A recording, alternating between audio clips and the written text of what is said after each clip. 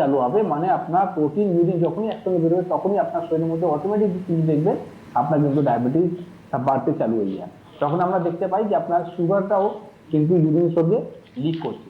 এর সাথে সাথে যখন ইনফেকশনটা হয়ে যায় তখন আমরা পাই আপনার পুজ বেরোতে চালু হয়ে যায়, তারপর অনেক সময় ব্লাড বেরোতে চালু হয়ে যায়।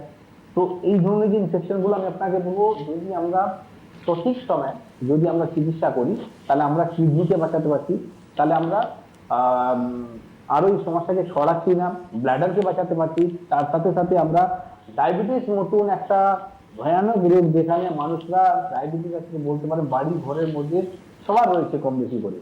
তো এই যে প্রবলেম গুলো রয়েছে না, এই প্রবলেম গুলো কিন্তু একদিন হয়নি। তখন যদি আমরা অ্যালার্ট থাকতাম, তখন যদি আমরা শরীর পরিস্থিতি যত্ন করতাম, তো আজকে ডায়াবেটিস মতো সমস্যাও কিন্তু আমাদের আসতো না।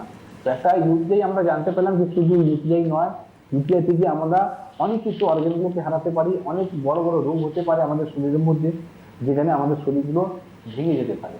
ঠিক আছে? তো আয়ুর্বেদা আপনাকে বলবো কি আয়ুর্বেদ কি করে হেল্প করে এখানে, কি ইউপিআই প্রবলেমকে সলভ করতে গিয়ে আমরা জল ছাড়াও কিন্তু আর কিছু ইউজ করব যেখানে আমরা ইউপিআই কে ভালো করতে পারবো।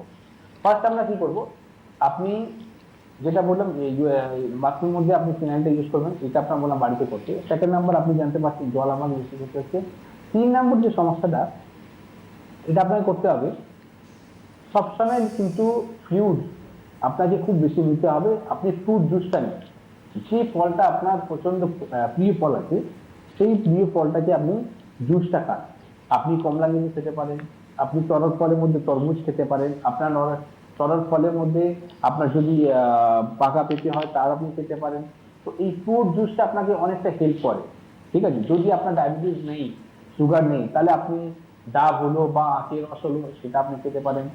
এর সাথে সাথে রাত্রিবেলা ঘুমানো খুব ইম্পর্টেন্ট পার্ট আছে।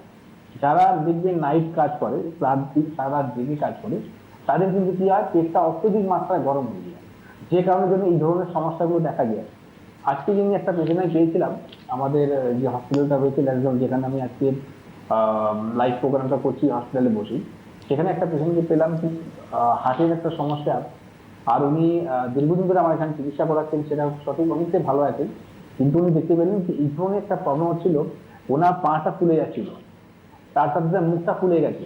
ঠিক আছে? ইনফেকশনটা এতটা বেশি রয়েছে যে যেখানে উনি কথা বলতে পারছে না, মানে চোখ মুখ পুরো একটা ফুলে রয়েছে। তো আমি যখন ওনাকে বললাম যে আপনি একটা রিপোর্ট করান, রিপোর্ট করে দেখতে পেলাম যে অনেক হিউজ কিন্তু না ইউটিআই ইনফেকশনটা রয়েছে। সেখানে আমরা জানতে পেলাম কি ওনার এই প্রবলেমের জন্য কিন্তু হার্টের সমস্যা তো রয়েছে, তার সাথে সাথে ওনার কিন্তু ব্রেনে কিছু অনেক সেলগুলো কিন্তু ড্যামেজ হচ্ছে।